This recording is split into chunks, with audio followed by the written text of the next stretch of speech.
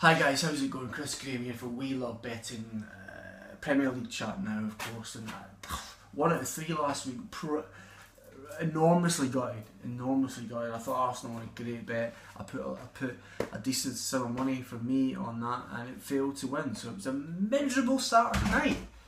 I did have a great midweek though, great night on Tuesday, great night on Wednesday, got a bit of pride and confidence back, but anyway, looking for a big return this weekend. On the Premier League video. I'm starting with a game at the KC Stadium, Hull against Crystal Palace on Saturday. Both teams to score for me here. 16th against 9th in the table, Hull taking the 16th, Palace 9th. Hull, quite an inauspicious start you have to say. No win since opening day against Queen's Park Rangers. And if you look at their form actually, it's been pretty poor. Lost to Aston Villa, drew with West Ham, and they drew with Newcastle as well. But they're scoring goals, and that's the most important thing when it comes to this bet. 6 in the last 3 games, conceded 8 as well. Scored 2 against Man City last week, which was encouraging. So they're scoring goals. Most of their summer signings as well seem to be quite offensive players as opposed to defensive players. So they are scoring goals, and that is encouraging. They've scored in every game this season in the Premier League, all 6. So I like the sound of that. I like Hull here. I think they'll be fine. I don't think they'll get relegated by any means. I think they're a good side, and I think they'll score here on Saturday. I think their opponents will score as well. They're Crystal Palace. Now, forget about Tony Pulis here. This Neil Warnock guy is even better. What a start he's had. Unbeaten in 4 games since he took the reins. I like Neil Warnock. I'm a big fan. I like his dry sense of humour.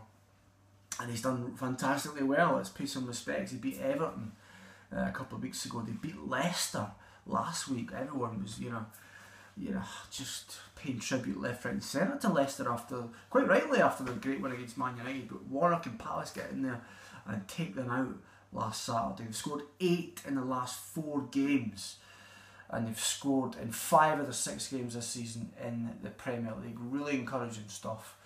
And overall, collectively, Palace and Hull, bring them together. Both teams to score bet is won in 9 of their 12 games collectively, and I think it will happen again here on Saturday. It's just a touch of odds on 20 to 21. I think that's with Boyle Sports. I like that. Both teams score. Hull Palace. Game 2.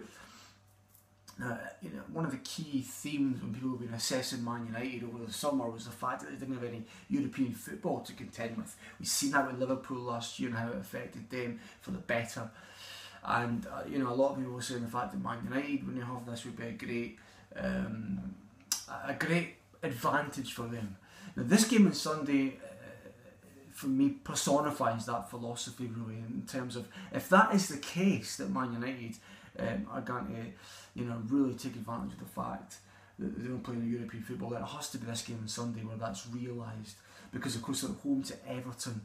Everton, I'll come to in a minute, but like I say, ideal game for Man United, no European midweek. Everton though, played in Russia on Thursday night, just finished about 10-20 minutes ago in fact, against Krasnodar. I think they got a draw, didn't they, in the Europa League. I looked at their team, it was a strong squad. It wasn't absolutely total perfect first team. I think 8 of the 11 players you'd expect on that team sheet for a big game. So a really strong squad. Martinez has come out and said he wants to win this.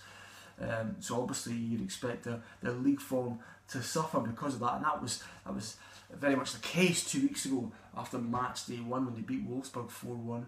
They then lost to Crystal Palace at home, so it did have an effect, like a hurricane effect for Spurs as well that same weekend. So naturally I'm assuming it's going to have an effect on Sunday's game.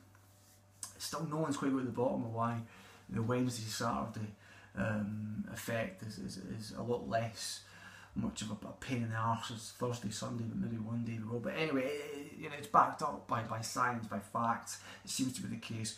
So I think Everton will toil on Sunday. Old Trafford, United, they're such an exciting firebrand of a side at the moment. They're still a shambles, let's be honest. They're still a shambles, but they're so exciting. No Wayne Rooney, but I think he's suspended after his sending off last week. But interesting to see how they play there. Will it, I presume Mata will come in. That'll be quite interesting. They scored 9 in the last 3 games Everton have got the worst defence in the league as well, so loads of opportunities there for Man United to score goals on Sunday. I think they will score goals on Sunday. I think they'll win the game on Sunday. You back them at 3-4, which is a great price when you think it probably, 18 months ago they'd have been probably 1-2 to win this particular game. 3-4 now.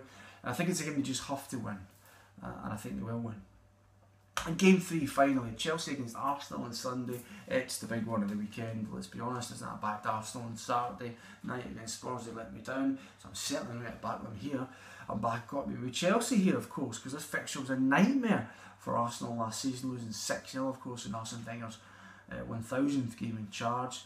Still an enormous amount of question marks for me over Arsenal's mental fragility in these kind of fixtures, especially against Chelsea, more than any other side I would say.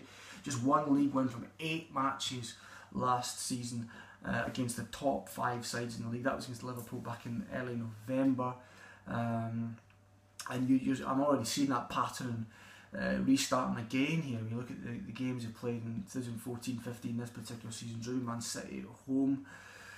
They drew at Everton away, and of course they drew at home to Spurs on Saturday. So we're already seeing this pattern re-emerge. Arsenal struggling to overcome these top sides, and I think that will happen again on Sunday. Chelsea won 4 of the last 5 matches against Arsenal at Stamford Bridge, and they've won 8 of the last 12 overall at all venues over Arsenal.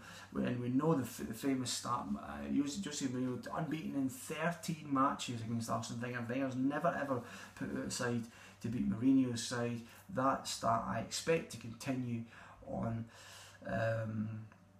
Sunday. Chelsea won 6-0 of course last year, and I think they're a much better side this year. We've seen that already. Played 6-1-5 drawn and lost 0 this particular season. 16 points at 18. Odds on favourites to win the league. They're just a better side this year. Of course, went to the Etihad and drew.